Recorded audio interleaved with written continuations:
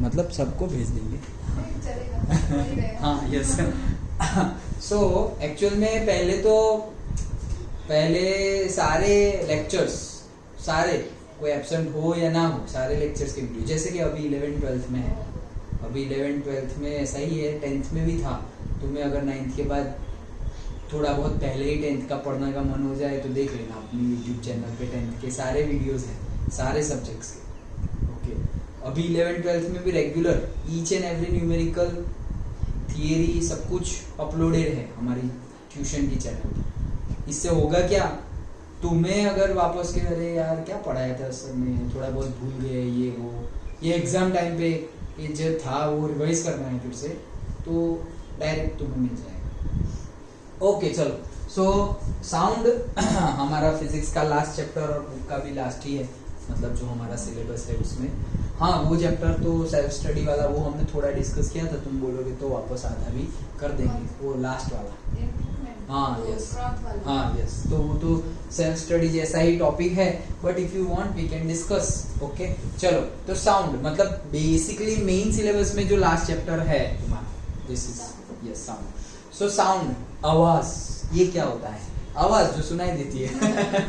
Okay, तो ये है हमारा साउंड, जिसको हम आवाज बोलते हैं। आवाज ना, नॉइज नहीं, आवाज। ओके, नॉइज तो बेसुरा होता है, वो भी आवाज ही होता है, लेकिन वो कानों को सुनने में अच्छा लगता नहीं है। तो ये साउंड एक्चुअली ये चैप्टर में हम क्या पढ़ने वाले हैं? ये चैप्टर में हम पढ़ने वाले हैं सबसे पहले साउंड प्रोड्यूस कैसे होता है। तो प्रोड्यूस हो गया, अच्छा हो गया। उसके बाद साउंड ट्रैवल कैसे करता है। जैसे कि मैं अभी बोल रहा हूँ और तुम सुन रहे हो, तो मैंने साउंड, जो तुम सुन रहे हो वो साउंड है, लेकिन वो प्रोड्यूस कैसे हुआ, वो मैंने किया। वो मैंने प्रोड्यूस कैसे हुआ, मतलब यहाँ मेरे मुंह में या मेरे से थ्रोट में कैसे प्रोड्यूस हुआ, वो समझेंगे। उसके बाद तो थ्रोट में प्रोड्यूस हुआ ना, तुम्हारे कानों तक कैसे पहुंच गया, प्रोड्यूस यहाँ हुआ तो वहां तक पहुंच गया, तो ट्रैवलिंग भी समझेंगे। उसको हम वर्ड यूज करते हैं, टर्मिनोलॉजी, प्रोपगेशन। तो एक तो है हमारा क्या, प्रोडक्शन ऑफ साउंड, प्रोड्यूस किया हमने। दूसरा प्रोपगेशन, और से ट्रैवलिंग ऑफ साउंड। ओके, और फिर सब एप्लीकेशंस है, और फिर हियरिंग लास्ट में।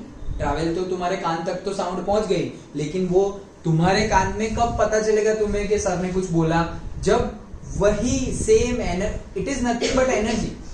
साउंड क्या है, एनर्जी ही है।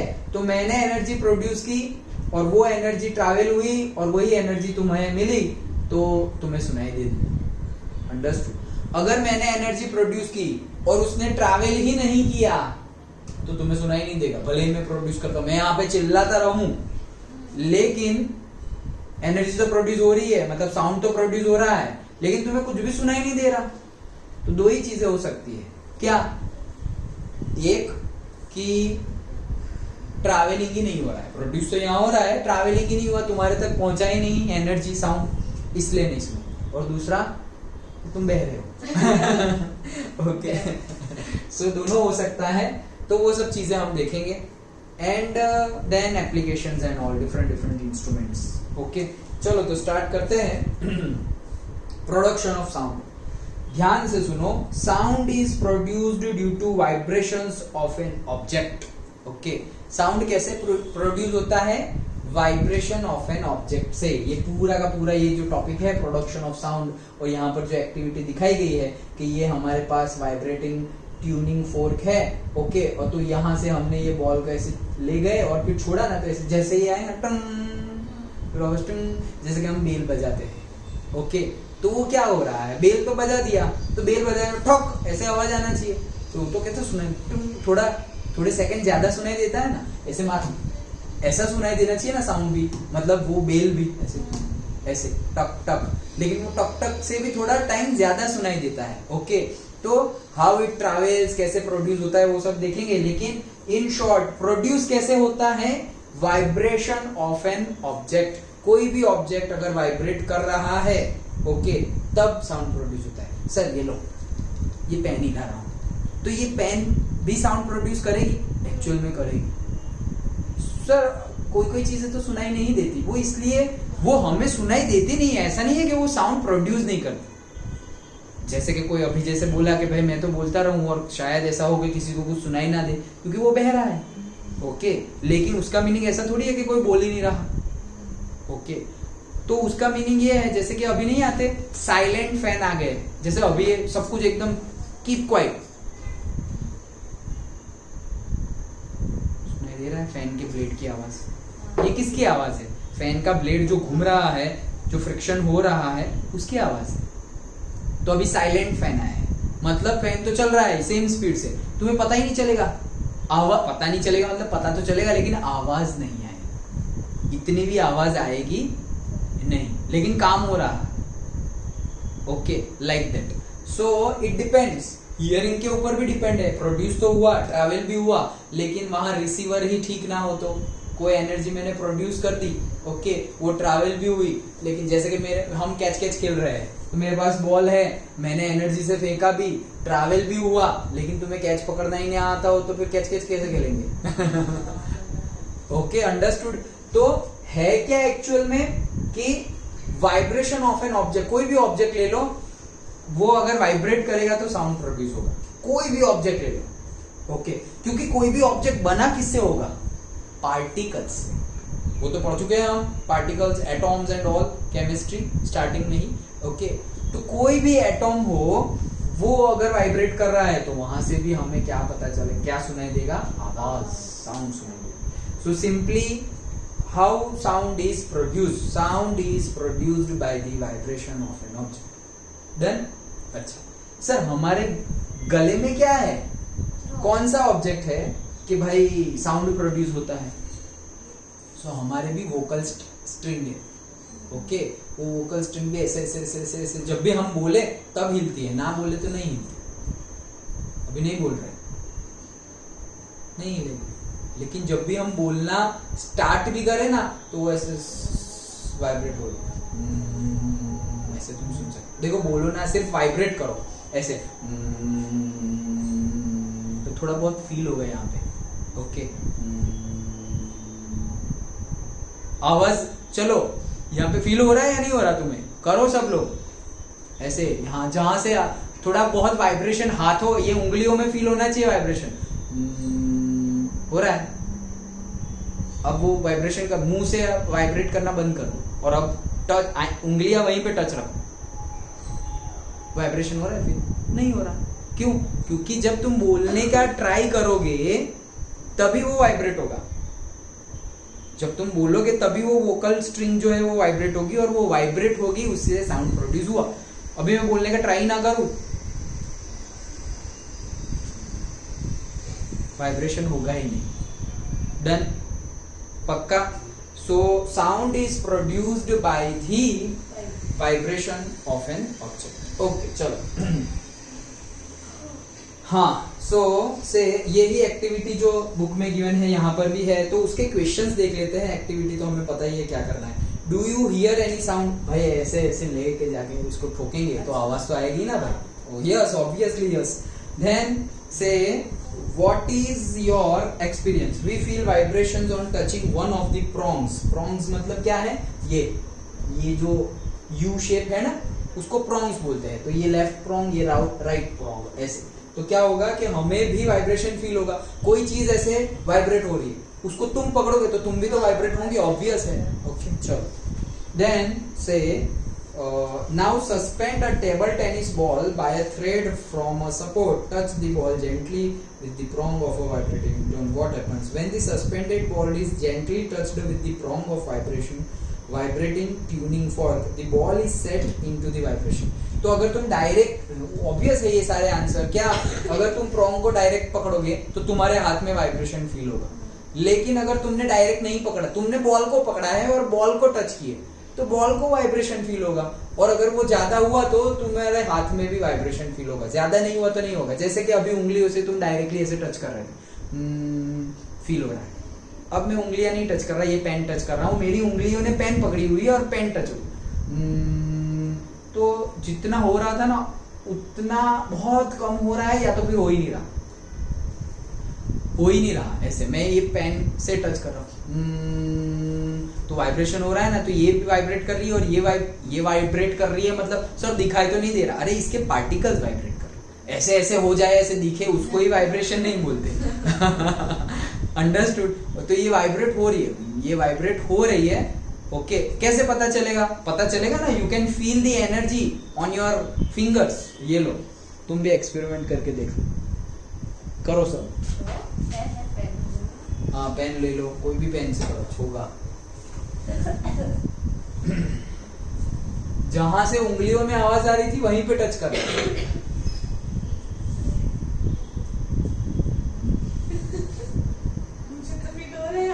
फील हो रहा है ना? होना ही चाहिए। हाँ, लेकिन उतना नहीं होगा जितना अभी आवाज कर रहे हो तुम, उतना सेम आवाज करो और उंगलियों से करो तो ज्यादा होगा, और पेन से करोगे तो कम होगा। होगा तो सही।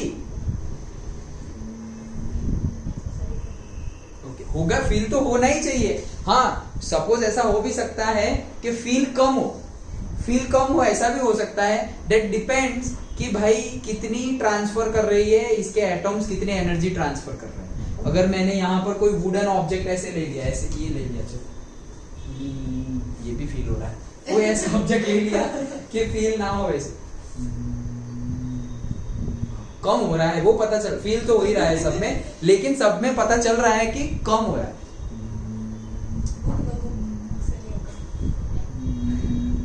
बहुत कम हो रहा है। ये सारे ऑब्जेक्ट्स जो है उससे जो कम हो रहा है ना, उससे भी बहुत कम हो रहा है। देखो ये कोई लगा,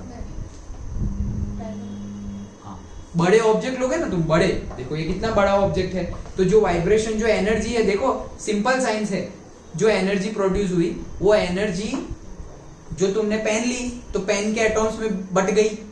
पेन में समझो कि भाई मान लो 1 लाख एटॉम्स है, तो 1 लाख एटॉम्स में ये एनर्जी क्या हो गई, बट गई। अभी वहां 1 लाख है, लेकिन यहाँ पर 10 लाख है। बुक के पार्टिकल्स 1 लाख थोड़ी है, वो तो इससे कितनी बड़ी है। तो अभी 10 लाख में तुम्हारी एनर्जी बढ़ गई। अभी 10 लाख में एनर्जी बढ़ गई तो तुम्हें फील कम ही होगा, हमारे पास कमी आएगी उंगलियों में। अंडरस्टूड? ओके, तो वही है साइंस। डन? अच्छा, चलो। हाँ, सो फिर दूसरी भी एक एक्टिविटी है, feel the water in a glass up to the brim. ये रही, ब्रिम तक ग्लास को भर दो। ब्रिम मतलब क्या? फुल सरफेस, उसको ब्रिम बोलते हैं। Okay, gently touch the water surface with one of the prongs of the vibrating tuning fork as shown। तो क्या होगा, देखो, अगर ये वाइब्रेट हो रहा है ना, ये जो फॉर्क है वो वाइब्रेट हो रहा है, उसको अगर तुमने जेंटली ऊपर वाली सरफेस ऑफ वाटर से टच कर दिया तो क्या होगा पता है? वाटर भी वाइब्रेट करने लगेगा। ऑब्वियस है, वाटर भी क्या करने लगेगा? वाइब्रेट करने लगेगा। ऐसे पर्टिकुलर कोई खिलौना है, वाटरप्रूफ खिलौना, ऐसे वाइब्रेट कर रहा है, उसको तुमने पानी में डाल दिया तो उसके आसपास का पानी भी वाइब्रेट हो जाएगा। ऑब्वियस है, सिंपल। ओके, चलो। Then dip the prongs into the vibrate, मतलब अभी ऐसे रखा तो हो ही रहा है, पूरा का पूरा डिप कर दो। So what happens in both the cases? When one of the prongs of the vibrating fork touches the water surface, waves spread on the water surface from the point where the prong touches the water surface. When the ends of both the prongs touch the water surface, waves spread out from both these ends and these wave gets superimposed on each other। मतलब दोनों case में vibration तो होने ही वाला है, लेकिन दोनों case में डिफरेंट वाइब्रेशन होगा। यहाँ पर ये जो एक प्रोंग का वाइब्रेशन यहाँ पर ट्रांसफर हो रहा है, तुमने पूरा का पूरा ऐसे डीप कर दिया, दोनों प्रोंग में जो वाइब्रेशन हो रहे हैं वो पानी में चले जाएंगे, इसमें एक ही जाएगा। सिंपल है। ओके, चलो, मतलब इसका कंक्लूजन क्या है? ध्यान से सुनो conclusion. Sound can be produced by clapping. Clap करो दो। आ रही। सो क्लैपिंग से साउंड प्रोड्यूस होता है। प्लकिंग, प्लक करो, तुम कुछ भी प्लक करो। Striking, okay, rubbing, shaking, shaking से भी देखो, बोला ना शेकिंग, शेक करना, हैंड शेक कर रहा हूं, देखो किसी के साथ हैंड शेक नहीं कर रहा हूं, खुद ही। तो देखो यहाँ पे हमने कुछ पहना वहना होगा तो उसकी आवाज आएगी, लेकिन कुछ भी नहीं पहना होगा ना तो भी आवाज आएगी, बट वो कम आएगी, वो कम आएगी। हाँ, देखना तुम एकदम साइलेंट हो जाए तो ये साउंड में जब भी पढ़ाता हूँ ना तो स्टूडेंट के साथ एक एक्सपेरिमेंट करता हूँ। इस बार हमने बहुत कम ऐसे एक्टिविटीज इन्वॉल्व किए हैं, बट व्हाटएवर, वो तो सिचुएशन के ऊपर डिपेंड है। से हम 1 मिनट साइलेंट हो जाते हैं और सुनते हैं कि हमें कौन कौन सी आवाज सुनाई। Each and every sound you try to listen. Okay, चलो 1 2 3 स्टार्ट।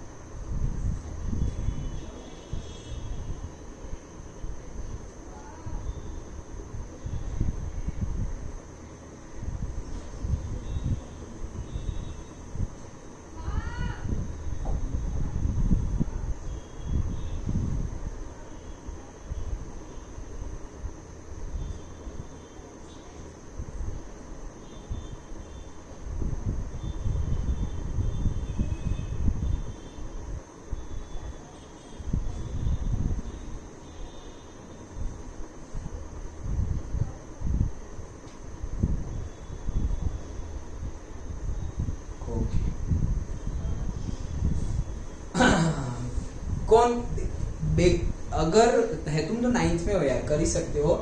डेली थोड़ी प्रैक्टिस रखो ऐसे साइलेंट में बैठने की, कोई आवाज नहीं। और वो सबसे अच्छा कब होगा? सुबह, जब सबसे कम आवाज हो, सबसे कम, बाहर शांत एकदम, घर में भी शांत, बाहर भी शांत, और इवन हमारे अंदर भी शांत। तब ये एक्टिविटी करो। 1 मिनट से शुरू करो। अभी 1 मिनट किया ना, वैसे 1 मिनट से शुरू करो। तो इट्स लाइक थोड़ा बहुत एडिक्टिव है, लेकिन तुम प्रैक्टिस करोगे तो you can feel that energy. Particularly तुम्हारी जो ऑब्जर्वेशन कैपेसिटी है, ग्रास्पिंग पावर, वो बढ़ जाएगी। चलो बताओ, कौन कौन सी आवाज सुनाई? ट्रैफिक की आवाज आई, मैम की चिल्लाने की भी आवाज आई। हाँ, इस साइड भी, इस साइड से चेयर्स की आवाज आ रही है, और पंखे की भी आवाज आ रही है, चिड़ियों की भी आवाज आ रही है। इसकी भी आवाज आई थी, ये जब ऐसे हवा आई थी तो ऐसे हिला था। और कोई? वो भी मशीन चली थी। हाँ, यस, करेक्ट। तो वो जो कटर मशीन चला था, उसकी भी आवाज आई थी। और वेल्डिंग भी हो रहा है, जैसे लाइटनिंग की आवाज होती है ना, वैसे एक लाइटनिंग की भी आवाज थी। ओके, तो ये सारी आवाज हमने सुनी। ओके, सारी। ट्रैफिक की भी कितनी बार आई। फिर लास्ट में जूमी, हाँ, ये वो नीचे से कोई चिल्लाया और जूमी ने बोली। हाँ, ओके। तो ये सारी आवाज देखो, हम एक्चुअली अभी हम बात कर रहे हैं तो उसमें से कितनी सारी आवाज अभी भी हो रही है, लेकिन हम उस पर ध्यान नहीं दे रहे। लेकिन अब हम पर्टिकुलरली तुम फोकस कर रहे हो, इसी को बोलते हैं मेडिटेशन। इसको नहीं, this is one type of meditation. Meditation की बहुत सारे टाइप्स है, ये भी वन टाइप ऑफ मेडिटेशन है। यहाँ पर एक आवाज तुम बहुत ध्यान, एकदम पीस ऑफ माइंड में, पीस ऑफ माइंड हो ना हो, लेकिन जितना बाहर का आवाज कम हो, वैसे सिचुएशंस में अगर ये एक्टिविटी करोगे तब जाके एक आवाज सुनाई देगी। वो 2 आवाज सुनाई देगी, लेकिन एक तो बेसिकली सुनाई देगी, दूसरी तो तुम्हारे ऊपर है कि तुम कितना फोकस कर रहे हो। एक आवाज तो सुनाई देगी व्हेन यू फोकस एब्सोल्युटली 100% तुम अटेंटिव हो तब। कौन सी पता है? कौन सी हवा? हाँ, वो तो अभी भी सुनाई दे। हाँ, यस, वो भी सुनाई देगी। एयर की आवाज सुनाई देगी, कहीं से हवा चल रही है वो। और कोई? दूसरी भी एक एयर की आवाज सुनाई देगी। कौन सी पता है? जो तुम ब्रीथ कर रहे हो। हाँ, मुझे लगा है कि तुम जब ब्रीथ करोगे तभी सुनाई दे रही है। अभी भी सुनाई दे रही है। अभी सपोज आवाज ज्यादा है तो थोड़ा जोर से करना पड़ेगा। ओके, सो थोड़ा जोर से, हाँ, आवाज सुनाई दी। और फिर लेकिन एकदम शांत हो गए तो तुम्हें ध्यान से सुनना पड़ेगा, तब जाके सुनाई देगा। क्योंकि तुम ब्रीथ तो अब तुम्हारी हार्ट रेट भी धीरे धीरे धीरे धीरे लोअर हो जाएगी, आराम से पीस हो जाएगा। ओके, और भी फिर इसके बाद भी तुम्हारी ब्रीदिंग की आवाज सुनाई दे जाए, उसके बाद भी एकदम शांति से तुम फोकस्ड रहो तो एक आवाज सुनाई देती है। वो yes, addition to that heart की भी सुनाई देगी, तुम्हारी जो मतलब हमने अभी तो डिस्कस कर ही लिया ब्रीथ की, हार्ट की। ओके, लेकिन एक आवाज है वो भी सुनाई देगी, उसको बोलते हैं एक्चुअल में साउंड ऑफ साइलेंस। ऐसा भी होता है, साइलेंस में भी आवाज होती है, लेकिन ये सब नहीं सुन पाते, प्रैक्टिस से सुनना पड़ता है। एक बार तो सब सुन सकते हैं, लेकिन अगर तुम प्रैक्टिस किए ना तो हमेशा तुम्हारे साथ ही रहेगी वो आवाज। हाँ, मतलब अभी हम बातचीत कर रहे हैं और तुम्हें वो आवाज कंटिन्यूअसली बैकग्राउंड में आ रही है, like that is the sound of silence. कभी डिटेल्ड में ऐसा टाइम मिला, हमारे पास फ्री टाइम होगा ही, अभी तो हमारा सिलेबस तो इतना आगे है। ओके, तो कभी डिस्कस करेंगे, लेकिन इन थोड़ा सा एक कंसेप्ट, मतलब एक चीज किसके जैसी लगी, किसके जैसी, तो शायद तुमने मूवीज में देखा होगा या तुमने खुद भी एक्सपीरियंस किया होगा कि मूवी में देखा कि किसी को किसी ने ऐसे चांटा मारा, तो वहां पर ऐसे कान में ऐसा सुना है कभी? ओके, या खुद एक्सपीरियंस किया हो? सुना, एक्सपीरियंस नहीं किया? अच्छा, तुमने एक्सपीरियंस किया है? मारने से नहीं, जरूरी नहीं है मारने से, अचानक भी आ सकता है। हाँ, कान बंद हो जाते, सुनना आवाज पड़ सकती है। हाँ, और हम सोचेंगे ये कहाँ से आवाज आ रही है तो वो तो हमारे ही अंदर से आ रही है। ओके, तो एक्चुअली आवाज हमेशा होती है, हमेशा, ऑलवेज, लेकिन उतनी इंटेंस नहीं होती जितनी हमें उस टाइम पे सुनाई देती है, अदरवाइज ऑलवेज होती है, उसके जैसी लगती है, कंटिन्यूअस जैसी। फिर कुछ और आवाज नहीं सुनाई देती, खाली उसी की आवाज सुनाई देती है उस टाइम पे। Yes, correct, exactly. ओके, सो कभी हम डिस्कस करेंगे। ओके, चलो यहाँ पर आगे बढ़ते हैं। So rapid to and fro motion of an object is called vibration. Now ध्यान से सुनो, व्हाट इज वाइब्रेशन? वाइब्रेशन क्या है हमने तो बोल दिया। What is sound? Sound is an energy produced by an vibration of an object. Sound एक एनर्जी है और वो प्रोड्यूस कैसे हुई? By the vibration of an object. तो वाइब्रेशन ऑफ एन ऑब्जेक्ट, अब वाइब्रेशन क्या है फिर? साउंड इज एन एनर्जी, मैंने हमने शायद नहीं बोला, साउंड क्या है? एनर्जी ही है। तो sound is an energy produced bye vibration of an object. तो फिर हम बोलेंगे कि वाइब्रेशन क्या है? कोई भी ऑब्जेक्ट का टू मतलब आगे एंड फ्रो मतलब पीछे, सो टू एंड फ्रो मोशन करना, उसको बोलते हैं वाइब्रेशन। ओके, कोई भी ऑब्जेक्ट का ये आगे गया है तो टू, पीछे गया है तो फ्रो। नहीं मतलब जैसे मैं तुम्हारी तरफ चलूं तो मैं बोलूंगा I am coming towards you. Okay, और तुमसे और सपोज तुम ईमेल लिखो या किसी को लेटर लिखो तो to this happy birthday, happy marriage anniversary, to, और फिर नीचे लिखोगे फ्रॉम वैशाली, चिराग, ये वो, ऐसे लाइक। ओके, तो फ्रॉम मतलब जो भेज रहा है, वो तो ग्रामर आ गया। टू मतलब जिसको भेज रहे हैं वो। ओके, लेकिन यहाँ पर क्या? टू मतलब आगे, फ्रो मतलब पीछे। तो जब कंटिन्यूअसली आगे पीछे आगे पीछे आगे पीछे ऐसी मूवमेंट होती रहे, उसको ही बोलते हैं वाइब्रेशन। ऐसे तो ये वाइब्रेशन है, दैट्स इट। टू और फ्रो जा और सीधे सीधे ही जा रहे हो, ये वाइब्रेशन नहीं है, ये तो लीनियर मोशन हो गई। ओके, चलो तो फिर से पढ़ता हूं, ध्यान से सुनो। रैपिड, रैपिड मतलब fast. Rapid to and fro motion of an object is called vibration. याद रह गया?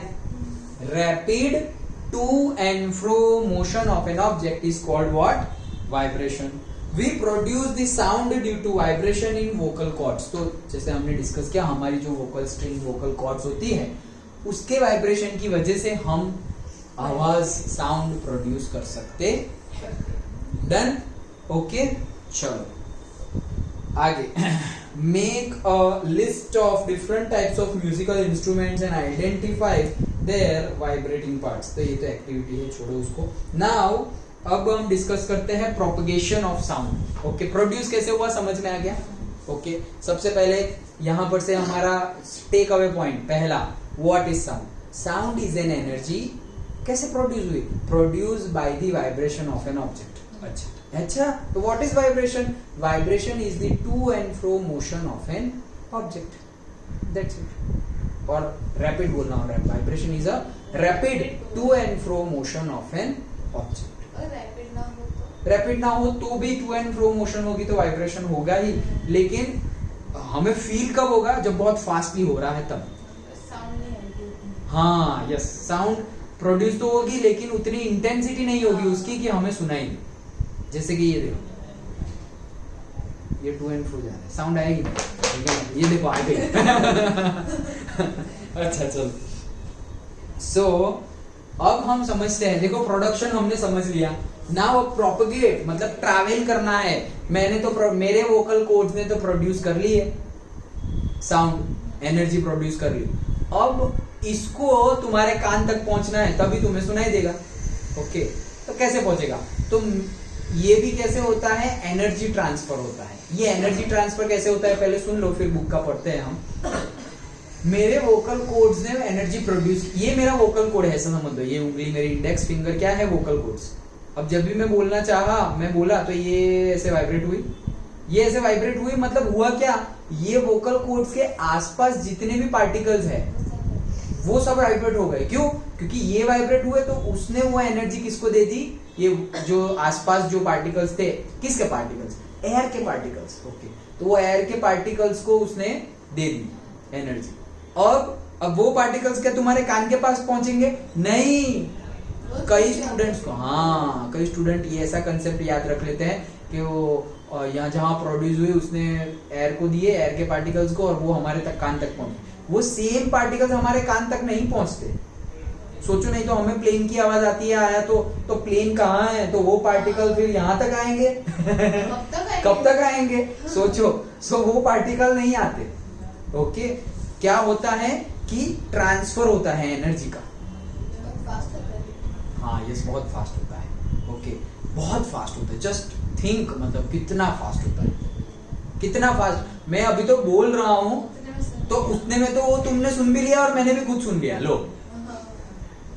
अभी तो मैंने बोलना शुरू किया तो कितना फास्ट हो रहा है, जस्ट इमेजिन। मतलब ये तो शायद स्पीड ऑफ लाइट से भी ज्यादा फास्ट। हाँ, लेकिन है नहीं। लग रहा है ना कि स्पीड ऑफ लाइट से भी ज्यादा फास्ट। अभी तो बोल रहे हो और सुनाई भी दे रहा है, सब कंटिन्यूअसली सुनाई दे रहा है, बीच में कोई गैप ही नहीं है। नहीं तो लिपसिंग में मैं बोल कुछ और रहा हूँ और लास्ट में तो आवाज तो निकल गई। अब यहाँ पे ऐसे ऐसे ऐसे हो रहा है। लेकिन सोचो, कंटिन्यूअसली जैसे ही मैं बोल रहा हूँ, at that time you can see और यू कैन हियर। ओके, तो हुआ क्या यहाँ पर? कितना फास्ट हुआ। लेकिन एक्चुअल में साउंड की जो स्पीड है वो लाइट की स्पीड से कम है। सोचो तो, जस्ट इमेजिन लाइट की स्पीड कितनी फास्ट। मतलब लैक्स ऑफ किलोमीटर दूर है सन, ऊपर आया और इसलिए बोलते हैं ना, अंधेरा कितना भी घना हो, सूरज की एक ही किरण काफी है। ओके, एक ही बार, मतलब एक ही बार में देखो कितना पूरा अंधेरा खत्म, पूरी रात एक सेकंड नहीं, फ्रैक्शन ऑफ सेकंड में खत्म। ओके, क्यों? It can travel very fast, very very very fast. Okay चलो, हाँ सो अब हम समझते हैं। तो समझ में आ गया, पहले जो हम समझ लिए वो बुक का अब देखते हैं। लेकिन क्या प्रोड्यूस हुआ, फिर उसके आसपास जो पार्टिकल्स थे उसने एनर्जी गेन की, फिर वो पार्टिकल्स भी वाइब्रेट होने, एनर्जी गेन की तो वो पार्टिकल्स ने वाइब्रेट होना स्टार्ट कर दिया। वो पार्टिकल्स उसके एडजेसेंट जो पार्टिकल है उसको एनर्जी ट्रांसफर कर दी। अब जो एडजेसेंट जो शांति से बैठे हुए थे उसको एनर्जी मिली, अब वो वाइब्रेट करने लग गए। वो वाइब्रेट करने लगे तो वो अपने नेक्स्ट वाले जो शांति से बैठे हुए थे उसको वाइब्रेट कर दिया। Next next next next next करके जो तुम्हारे कान के पास अभी ऑलरेडी पार्टिकल्स है जो आराम से बैठे हुए हैं, दे आर नॉट वाइब्रेटिंग, उनको एनर्जी मिलेगी। और उनको एनर्जी मिली तो वो वाइब्रेट होने लगे, वो वाइब्रेट होने लगे। तो जैसे हमारी ये वोकल कॉर्ड्स है वैसे हियरिंग कॉर्ड्स भी है, वहां पर सेंसेशन हुई एंड देन यू कैन। और देखो सिर्फ सेंसेशन हुई, आवाज आई, ये तो सिर्फ क्या थी, एक एनर्जी ही थी। वो एनर्जी फील हुई वो फील होने के बाद पूरे हमारे न्यूरॉन सिस्टम एंड पूरी बॉडी में से सेल और वो सब डिटेल्ड में थोड़ा हम अभी तो पढ़ ही लिए है, लेकिन ये सब ट्रांसफर कैसे होता है, ये सब ट्रांसफर कैसे होता है वो 10th की बायोलॉजी में है। तो ये तुमने सुन तो लिया, अब सोचो ये तो जैसे कि यहाँ पर वाइब्रेट हो रहा है, वो तुम्हारे कान तक पहुंचा। अब कान तक जो पहुंचा तो वो तो एक एनर्जी है। तुम्हें कैसे पता कि मैंने यही वर्ड्स बोले, ये एनर्जी का यही वर्ड्स होता है एनर्जी, लेकिन तुम्हें तो वर्ड सुनाई दे रहे हैं ना, एनर्जी एनर्जी थोड़ी सुनाई दे रहा है, मैं जो बोल रहा हूं वो सुनाई दे रहा है। ओके, तो सोचो कि तुम वो हियरिंग सेंसेशन पूरी बॉडी में ट्रांसफर हुआ, और पूरी बॉडी में से एक्चुअली में मेनली कहां ट्रांसफर हुआ, ब्रेन में। ब्रेन में फिर पता लगता है कि भाई इतनी फ्रीक्वेंसी की, इतनी कैपेसिटी की एनर्जी, उसका मीनिंग होता है ये वर्ड, और फिर वो अल्फाबेट, फिर वो वर्ड, फिर वो सेंटेंस, वो पूरा पैरा बन के फिर हमें समझ में आता है अच्छा आप ये बोल रहे थे। सोचो ये कितनी फास्ट प्रोसेस है, कितना कुछ हो रहा है। मतलब बोले, तुरंत वाइब्रेट हुआ, फिर वाइब्रेट हुआ, फिर travel travel travel travel travel travel तुम्हारे कान तक पहुंचा। फिर हम सोचेंगे नहीं बात खत्म नहीं, कान तक पहुंचा। अब हियरिंग सेंसेशन है वो वाइब्रेट करने लगा, वो वाइब्रेट किया तो पूरी हमारी जो अंदर की सिस्टम है, ओके, हमारी जो ब्रेन सिस्टम है और सीएनएस सिस्टम एंड ऑल सब हम बायोलॉजी में पढ़ेंगे। सो वो एक्टिवेट हो गई, वो एक्टिवेट हुई थी, उसने सिग्नल भेजे ब्रेन को, और ब्रेन को सिग्नल पहुंचे, और फिर ब्रेन ने बोला अच्छा ये फ्रीक्वेंसी, ये कैपेसिटी, ये एम्पलीट्यूड, ये वेवलेंथ की एनर्जी आई हुई है, उसका इसका मीनिंग है ये ए है, ये बी है, ये सी है, ये डी है। फिर उसका प्रॉपर वर्ड बनाया, और फिर हम दिमाग में हमें समझ में आया अच्छा ये बोल रहे हैं। सोचो ये पूरी प्रोसेस फ्रैक्शन ऑफ सेकंड में हो जा रही है, कितना फास्ट, कितना fast. Understood? That is the beauty of our human body and of course the nature जिसने बनाई है। Okay, God, you can say God, you can say nature, whatever you call, but see how fast and how कितना technically है। मतलब अभी तो हम सोचे तो भी हम नहीं बना सकते ऐसा दूसरा ह्यूमन बीइंग। जो हम अभी आर्टिफिशियल इंटेलिजेंस की बात कर रहे हैं, अभी हम रोबोटिक्स की बात कर रहे हैं, कितना आगे भी पहुंच गए हैं, वेल एंड गुड। बट सोचो कि एग्जैक्ट ह्यूमन बनाना हमारे जैसा ही, अभी के लिए तो हम ऐसा ही बोल देंगे भाई इट इज इम्पॉसिबल, लेकिन एक्चुअल में इट इज इम्पॉसिबल। भले ही अभी के लिए नहीं, एक्चुअली हमारे लिए, हमारे लिए हाँ नहीं तो बने हुए हैं तो इम्पॉसिबल कैसे, लेकिन हमारे लिए इम्पॉसिबल क्यों, उसके पीछे का साइंस हमें पता नहीं। सोचो हम खाना खा रहे हैं, अब वो कैसे डाइजेस्ट हो रहा है पता है, कुछ भी नहीं पता, फिर भी हो रहा है ना। रात को तुमने खाना खा लिया, शाम को पूरा डाइजेस्ट होके सुबह टॉयलेट गए और साफ जितना लेना था न्यूट्रिशन ले लिया, बाकी सब कचरा बाहर गया। सोचो किसने, कौन बताने गया बॉडी को ए ये काम का है, ये काम का नहीं है, इसको बाहर निकालो, ये तो सड़ा हुआ है, ये नहीं चाहिए बॉडी में, उसको बाहर निकालो, कौन बताने गया बॉडी को। सोचो कितने, एक ब्रेन नहीं कितने सारे ब्रेन होंगे बॉडी में कितने सारे सेंसर्स होंगे, ये अच्छी है, ये पार्टिकल्स अच्छा है, ये बुरा है, ये गर्म है, ये ठंडा है, ये बड़ा है, ये छोटा है, कितना डिटेल्ड। दैट्स व्हाई साइंस नहीं, नॉलेज इज इनफाइनाइट। मतलब हमारी पूरी लाइफ भी हम स्टडी करें ना तो भी खत्म नहीं है, लेकिन उतना डिटेल्ड में जाए तो ओके चलो, नहीं तो बोलेंगे हाँ सर चैप्टर खत्म हो गया। अरे चैप्टर जितना नॉलेज, ये तो हम सिलेबस पढ़ रहे हैं स्कूल का। ओके चलो, हाँ, so sound waves through a medium, solid, liquid और gas, from point of generation to the listener. अच्छा, तो साउंड मूव्स, मतलब साउंड मूव्स करेगा थ्रू अ मीडियम। देखो ध्यान से, थ्रू अ मीडियम, मीडियम के थ्रू वो ट्रैवल करेगा। कहां से कहां ट्रैवल करेगा, जो सुनने वाला है वहां से लेकर के जिसने प्रोड्यूस किया वहां तक का डिस्टेंस वो ट्रैवल करेगा मीडियम में। इसका मीनिंग क्या हुआ, फिर से एक बार पढ़ता हूं, sound moves through a medium, और ये मीडियम सॉलिड भी हो सकता है, लिक्विड भी हो सकता है और गैसियस भी हो सकता है, फ्रॉम पॉइंट ऑफ जनरेशन, जहां से जनरेट हुआ, टू द लिसनर, मतलब जहां सुनने वाला है वहां तक। ओके, तो ये साउंड ऐसे प्रोपेगेट करता है और ट्रैवल करता है और मूव करता है। इसका मीनिंग क्या हुआ? इसका मीनिंग ये हुआ कि if we are going into the vacuum and मैं चिल्ला रहा हूं, यही क्लास हम ऐसा समझो कि स्पेस में ले रहे हैं, ओके, और मैं स्पेस में ऐसे लेक्चर दे रहा हूं और तुम ऐसे बैठे हुए हो, हमारा क्लास यहाँ नहीं है, स्पेस में है, समझो, वो उधर मार्स है, उधर वीनस है और अर्थ भी हो रही हम तो स्पेस में है ना। ओके, तो हमारा क्लास ये जो है वो फ्लोट कर रहा है स्पेस में,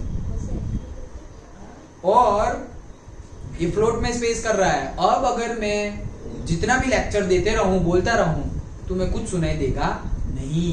क्यों? क्योंकि sound is travelling through the medium. लेकिन यहाँ पर तो मीडियम है एयर, वहां पर तो मीडियम ही नहीं है, कोई मीडियम ही नहीं है। मीडियम नहीं है मतलब वोकल स्ट्रेंथ, वोकल कोड से जो एनर्जी प्रोड्यूस हुई वो वाइब्रेट करके किसको देगी भाई? यहाँ तो एयर पार्टिकल्स को दे रही थी, अभी वैक्यूम में तो कोई पार्टिकल्स ही नहीं है, तो किसको देगी? समझ में आया?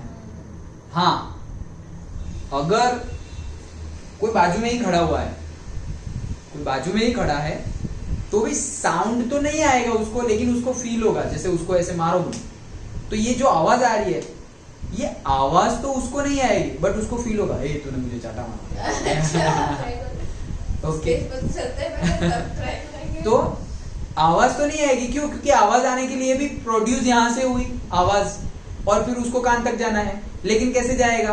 क्योंकि यहाँ पर तो कोई मीडियम ही नहीं है, कोई पार्टिकल ही नहीं है, तो ट्रैवल तो नहीं किया, मतलब सुनाई तो नहीं देगा, लेकिन फील तो होगा कि कुछ इंपैक्ट हुआ है। ओके, सो याद रखना, वैक्यूम में we can not here.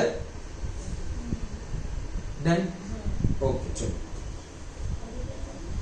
When an object vibrates, it sets up particles. अब जो हमने डिस्कस किया वही सब है, तो मैं सिर्फ एक बार पढ़ लेता हूँ। When an object vibrates, it sets up particles of medium around it vibrating. Yes, they in turn produce similar motion in others. The particles of the medium do not move forward themselves. Particles वही आगे नहीं बढ़ते, वो सिर्फ transfer करके छूट जाते हैं.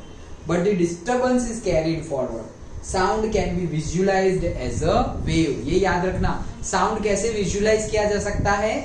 वेव के जैसे. ये सब हम पढ़ेंगे वेव नेचर में. ओके, तो वेव कैसे होता है? तुमने देखा होगा, अगर तुमने ऐसी एक्टिविटी तो की होगी कि भाई लेक है, रिवर है, समंदर है, पत्थर लिया और उसके अंदर मारा, तो क्या होता है? जहां पर भी गिरा उसके आसपास ऐसे गोल गोल ऐसे ऐसे ऐसे वेव्स बनते हैं. ये वेव्स तो देखेंगे, और शायद ओशन पे गए हो, तुम बीच पर गए हो, ओशन पे गए हो, तो तुम्हें ओशन बैंक पर, सी शोर, तो वहां पर भी वेव्स दिखे होंगे. आवाज आती है उसकी, तो कितनी खतरनाक आवाज है. जैसी ये एयर की आवाज आती है ना, उससे भी ज्यादा आवाज आती है, क्योंकि वो तो वाटर है. ओके, तो बहुत जोर से आवाज आती है. Okay, so that is there. Okay, तो याद रखना क्या? Sound can be visualised as a wave. Okay, चलो. A vibrating objects create a series of compression and rarefaction in the medium. क्या बोल रहे हैं? अब ये एक्चुअल हम कंसेप्ट समझ रहे हैं कि ट्रैवल कैसे किया. हमने तो बोल दिया कि प्रोड्यूस यहाँ हुआ, लिसनर वहां पर है, तो प्रोडक्शन से लिसनर तक कोई मीडियम होना चाहिए, और उसके आसपास के पार्टिकल्स वाइब्रेट होंगे, मतलब जो एनर्जी है वो ट्रांसफर होगी, ट्रांसफर होगी, ट्रांसफर होगी, ट्रांसफर होगी, और तुम्हें पहुंच जाएगी. अच्छा, ठीक है. ये ट्रांसफर को थोड़ा और डिटेल्ड में समझते हैं कि ये जो वाइब्रेशन हो रहा है ना, तब दो चीजें हो रही है. ओके, कौन कौन सी? Compression and rarefaction. क्या? फिर से बताना, कंप्रेशन एंड रेयरफैक्शन. कंप्रेशन का मीनिंग तो पता ही होगा. कंप्रेशन मतलब क्या? कंप्रेस करना, मतलब दबाना. दबाना, कंप्रेस करना, मतलब एक्चुअल क्या हुआ पता है? दबाने को हम क्या बोलते हैं? वॉल्यूम को कम करना. हम क्या, जैसे बलून है हमारे पास, और बलून को हम ऐसे छोटा ऐसे दबा रहे हैं और फिर फूट जाएगा. एक पॉइंट से ज्यादा दबाया तो फूट जाएगा वो. तो हमने क्या किया? उसके वॉल्यूम को कंप्रेस कर दिया. मतलब उसका वॉल्यूम जो था उसको हम अभी कम कब कर सकते हैं भाई? कंप्रेसिबल कौन है? सॉलिड, लिक्विड या गैस? या सब?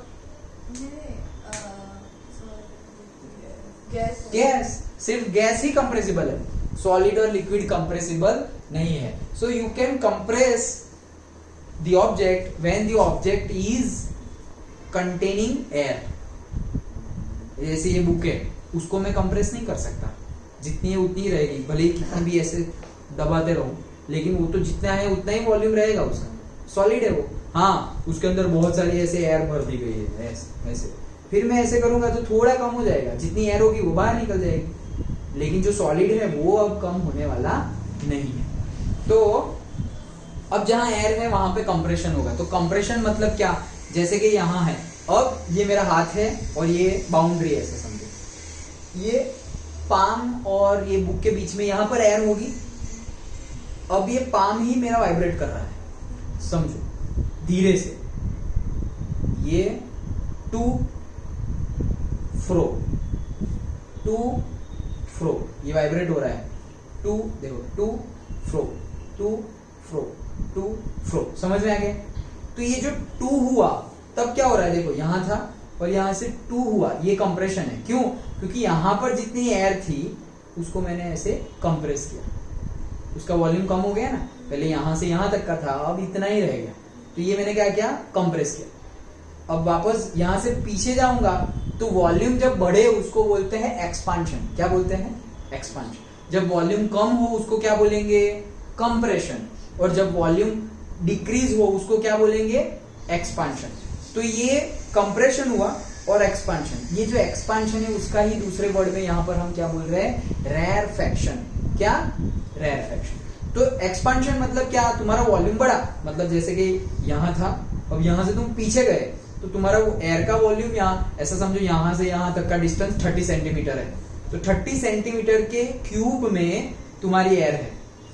अब मैं यहां से यहां मूव हो गया तो 30 से 40 सेंटीमीटर हो गया, 40 सेंटीमीटर के क्यूब में एयर आ गई, तो 30 centimetre cube and 40 centimetre cube, volume कौन सा बढ़ा? 40 सेंटीमीटर क्यूब। तो मतलब क्या हुआ? बढ़ा ना 30 से, अभी 30 सेंटीमीटर क्यूब है और ये कम हो गया, 20 सेंटीमीटर क्यूब हो गया, तो क्या हुआ? वॉल्यूम कम हुआ, मतलब क्या हुआ? कंप्रेशन। तो कंप्रेशन, रेयरफेक्शन, कंप्रेशन, रेयरफेक्शन, मतलब ये जो वाइब्रेशन हो रहा है तो कंटिन्यूअसली कंप्रेशन रेयरफेक्शन हो रहा है। अंडरस्टूड? तो एक्चुअल में एनर्जी ट्रांसफर कैसे हो रही है? ये कंप्रेशन और रेयरफेक्शन से एनर्जी ट्रांसफर हो रही है। अंडरस्टूड? जैसे कि यहां पर था, ये एयर है, अभी ये वाइब्रेट होके 2 में गया, 2 मतलब कंप्रेशन हुआ, तो ये कंप्रेशन जब भी हुआ तो ये एनर्जाइज्ड है, ये एक्चुअल में एनर्जाइज्ड है। अब वो ऐसे जाएगा तो वो एनर्जी किसको देगा? यहाँ जो पार्टिकल्स है उसको देगा। डन? तो ये वाले पार्टिकल्स क्या हो जाएंगे? एनर्जाइज हो जाएंगे।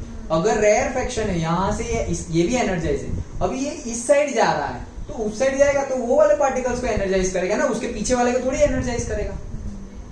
जैसे कि मैं यहां बोल रहा हूं तो यहां के पार्टिकल्स एनर्जाइज होंगे ना, इस डायरेक्शन वाले पार्टिकल्स थोड़ी एनर्जाइज होंगे। सिंपल है। ओके, तो वही चीज यहां पर बता रहे हैं, फिर से पढ़ रहा हूं। अ vibrating objects create a series of compression and rarefaction in the medium. तो एक सीरीज, देखो सिर्फ एक भी नहीं, हाँ, सीरीज ऑफ, देखो ये ऐसे, ये है हमारा, ये वाइब्रेट हो रहा है, तो वाइब्रेट हुआ मतलब ये आगे गया ना, तो ये पूरी की पूरी एयर को क्या कर दिया? कंप्रेस कर दिया। मतलब देखो ये वॉल्यूम पहले बड़ा था लेकिन अब इतना था सपोज, और ये कम हो गया, तो ये क्या हो गया? कंप्रेशन। फिर ये पीछे गया, ये पहले आगे गया तो कंप्रेशन हुआ, फिर अब ये पीछे जा रहा है तो ये रेयरफेक्शन हुआ, फिर वापस आगे गया तो वापस कंप्रेशन हुआ, फिर वापस पीछे गया तो rarefaction, compression rarefaction, compression rarefaction. समझ में आया? तो ये ऑब्जेक्ट है मेरा, अभी ये स्लो मोशन में समझ रहे हैं कि ये आगे गया, मतलब वाइब्रेट हो रहा है, आगे पीछे, तो ये ऐसे हुआ, आगे गया तो क्या हुआ? कंप्रेशन। फिर ये पीछे गया तो क्या हुआ? रेयरफेक्शन। फिर वापस कंप्रेशन, रेयरफेक्शन, कंप्रेशन, रेयरफेक्शन। वैसे वाइब्रेट हो रहा है तो एनर्जी भी वैसे ही ट्रैवल कर रही है। तो ये कंटिन्यूअसली सीरीज, ये पूरी सीरीज बनेगी किसकी? थोड़ा कंप्रेशन फिर रेयरफेक्शन है, फिर कंप्रेशन है, फिर रेयरफेक्शन है। किसका भाई? जो पार्टिकल्स है उसका यार। जैसे मेरे और तुम्हारे बीच में ऐसा समझो कि 100 पार्टिकल्स है एयर के, तो जैसे ही मैं बोला तो 100, 0 से लेकर के 20 तक के पार्टिकल्स का क्या हो गया? कंप्रेशन। डन? लेकिन उसके बाद ये 20 के बाद वाले भाई वो तो कंप्रेस ही नहीं हुए अभी, वो तो नॉर्मल स्टेट में ही है। डन? समझ में आ रहा है? तो मैं बोला तब ये पहले वाले एनर्जाइज हो गए, बाकी वाले अभी नहीं हुए। लेकिन जब मैं बोला तब तो कंप्रेशन भी हुआ और फिर रेयरफेक्शन भी हो रहा है ना। ऐसा नहीं है कि मैं बोल रहा हूं तब कंप्रेशन हो रहा है और चुप रह रहा हूं तो रेयरफेक्शन हो रहा है। जब बोल रहा हूं तभी दोनों हो रहा है, मतलब टू एंड फ्रो। तो मान लो कि टू मतलब कंप्रेशन एंड फ्रो मतलब रेयरफेक्शन। डन। तो टू एंड फ्रो कंटिन्यूअसली हो रहा है तभी वाइब्रेशन हुआ, उसको ही वाइब्रेशन बोलते हैं, rapid to and fro motion को। तो रैपिड कंप्रेशन एंड रेयरफेक्शन हो जाए वही क्या होता है, एनर्जी ट्रांसफर। डन। ओके, तो ये पूरा हो रहा है vibrating object creating a series of compression and rarefaction in the medium. Okay, compression is the region of high pressure and rarefaction is the region of low pressure. वो तो मैंने अभी तुम्हें बता दिया। जिसको हम कंप्रेस कर सके तो वो क्या होगा, मतलब कंप्रेस क्या मतलब क्या किया तुमने, वॉल्यूम क्या किया, कम किया। तो जब वॉल्यूम कम करते हैं हम एयर का तो प्रेशर बढ़ जाता है। अंडरस्टूड। वॉल्यूम अगर कम करें तो प्रेशर क्या हो जाएगा, एयर का बढ़ जाएगा। एक्चुअल में ये रिलेशनशिप है बट तो तुम्हारे सिलेबस में अभी तो नहीं है, लेकिन याद रखना हो तो याद रख सकते हो तुम। The relation is say PV is proportional to RT। ये आइडियल गैस इक्वेशन है। कौन सा, आइडियल गैस इक्वेशन। सभी गैस के लिए एप्लीकेबल है, लिक्विड और सॉलिड के लिए नहीं। तो अब देखो तुम, मैं बात किसकी कर रहा हूं, प्रेशर और वॉल्यूम की। वॉल्यूम ये सपोज मान लो R तो कांस्टेंट ही है, टेम्परेचर भी कांस्टेंट है 25 डिग्री सेल्सियस कांस्टेंट रखिए। तो यहाँ पे सब कुछ कांस्टेंट मान लो 1 है, कांस्टेंट है। अब ये वॉल्यूम को नीचे ले जाओ तो प्रेशर इज, इसके नीचे वॉल्यूम आएगा RT/V। तो अगर सिर्फ वो दो लिखे तो प्रेशर और वॉल्यूम तो 1/V हो जाएगा। अब देखो डायरेक्टली प्रोपोर्शनल का मीनिंग क्या होता है, सपोज जैसे कि हमारा डायरेक्टली प्रोपोर्शनल मतलब अगर वो बढ़ेगा तो वो भी बढ़ेगा। Yes, okay. So say F is directly proportional to say M। Okay, F is equal to M नहीं लिखते हम, और F is equal to directly proportional to ऐसे भी लिख सकते हो ना तुम कि भाई force is proportional to A, लेकिन फिर तुम कांस्टेंट लिख दोगे से M है। Okay, F is equal to M है। लेकिन कहने का मीनिंग क्या है, अगर ये बढ़ेगा, तुमने अगर ज्यादा फोर्स लगाया तो एक्सेलरेशन भी बढ़ जाएगी, तुमने अगर कम फोर्स लगाया तो एक्सेलरेशन भी कम हो जाएगा। उसका मीनिंग यही होता है। डायरेक्टली प्रोपोर्शनल का मीनिंग क्या है, अगर लेफ्ट हैंड साइड वाली क्वांटिटी बढ़े तो राइट हैंड साइड वाले भी बढ़ेगी, अगर ये कम हो जाए तो वो भी कम होगी। और इनवर्सली प्रोपोर्शनल का मीनिंग क्या है कि अगर एक बढ़े तो दूसरी कम होगी, और एक कम होगी तो दूसरी बढ़ेगी। जैसे कि हमारा से फोर्स का ही हमारा फॉर्मूला क्या था, से m इंटू dp/dt था ना। एक्चुअली F इज dp/dt था, याद हो तो। सेकेंड लॉ ऑफ मोशन क्या था, the rate of change of momentum is equal to the net force acting in that particular direction. यही हमारा सेकेंड लॉ ऑफ मोशन था, Newton second law of motion. तो ये rate of change of momentum, तो अब देखो यहाँ पर मोमेंटम जो है वो तो फोर्स के डायरेक्टली प्रोपोर्शनल है, लेकिन ये जो टाइम है वो इनवर्सली प्रोपोर्शनल। अंडरस्टूड। तो ये बढ़ेगा तो ये कम होगा, ये कम होगा तो ये बढ़ेगा। समझ में आ गया। तो वैसे ही अगर देखा जाए तो यहाँ पर जो हम बात कर रहे हैं किसकी, मैं तुम्हें आइडियल गैस इक्वेशन दिखा रहा था। So PV is proportional to RT, और यहाँ से V नीचे चला जाएगा, so P is proportional to 1/V। मतलब ये बढ़ेगा तो ये क्या हो जाएगा, कम। लेकिन कंप्रेशन में तुम क्या कर रहे हो, वॉल्यूम को कम कर रहे हो ना। तो कंप्रेशन में वॉल्यूम को कम किया तो प्रेशर क्या हो गया, बढ़ जाएगा। और एक्सपांशन में तुम क्या कर रहे हो, वॉल्यूम को बढ़ा रहे हो, वॉल्यूम को बढ़ाया तो प्रेशर क्या हो गया, कम हो गया। डन। तो इसीलिए सेंटेंस लिखा हुआ है क्या, compression is the region of high pressure. Obviously compression मतलब वॉल्यूम कम करना, वॉल्यूम कम करोगे तो प्रेशर क्या बढ़ेगा, बढ़ जाएगा।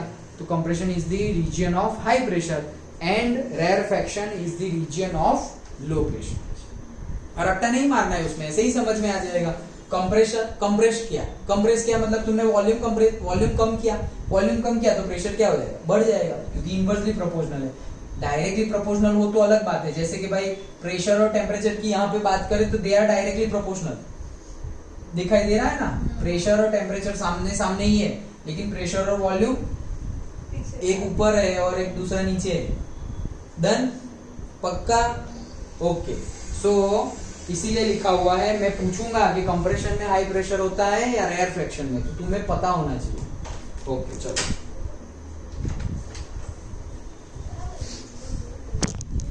देन ध्यान से सुनो, more density of a particles in the medium gives more pressure and vice versa. मतलब जितनी डेंसिटी ज्यादा होगी उतना प्रेशर भी ज्यादा होगा। अंडरस्टूड? फिर से ध्यान से सुनो, जितनी डेंसिटी ज्यादा होगी उतना प्रेशर भी ज्यादा होगा। Done, okay. जैसे कि डेंसिटी ज्यादा कब होगी? जब पार्टिकल्स बहुत ज्यादा है तब। देखो डेंसिटी ये है हमारे पास डेंसिटी मतलब क्या पता होना चाहिए, mass by volume. Correct, okay. So density is equals to mass by volume. Okay, density mass by volume है। तुमने अभी क्या किया, वॉल्यूम को कम कर रहे हो ना, तुम कंप्रेशन कर रहे हो तो वॉल्यूम को कम किया। वॉल्यूम को कम किया मतलब तुम्हारा डेंसिटी क्या हो गया? ज्यादा हो गया, इनवर्सली प्रोपोर्शनल है। तो वॉल्यूम को तुमने कम किया तो डेंसिटी ज्यादा हो गया, और डेंसिटी बढ़ गया तो प्रेशर भी क्या हो जाएगा? बढ़ जाएगा। और यहाँ तो तुम्हें पता ही है, वॉल्यूम कम किया तो तुम्हारा प्रेशर क्या होगा? प्रेशर और वॉल्यूम कैसे प्रोपोर्शनल में थे? इनवर्सली प्रोपोर्शनल में थे। तो वॉल्यूम डिक्रीज हो रहा है तो प्रेशर क्या होगा? इंक्रीज। लेकिन वॉल्यूम डिक्रीज किया तो डेंसिटी भी क्या हो गई? इंक्रीज ही तो हुई, m by v। अभी मैंने तुम्हें क्या बताया, pv is proportional to rt, मतलब p is inversely proportional to v। तो ये कम होगा तो ये बढ़ेगा, तो डेंसिटी के फॉर्मूला से भी ये कम होगा तो ये बढ़ेगा ही ना। मतलब वॉल्यूम कम हुआ तो तुम्हारा प्रेशर भी बढ़ेगा और डेंसिटी भी बढ़ेगी। डन, पक्का? इतना रखते हैं।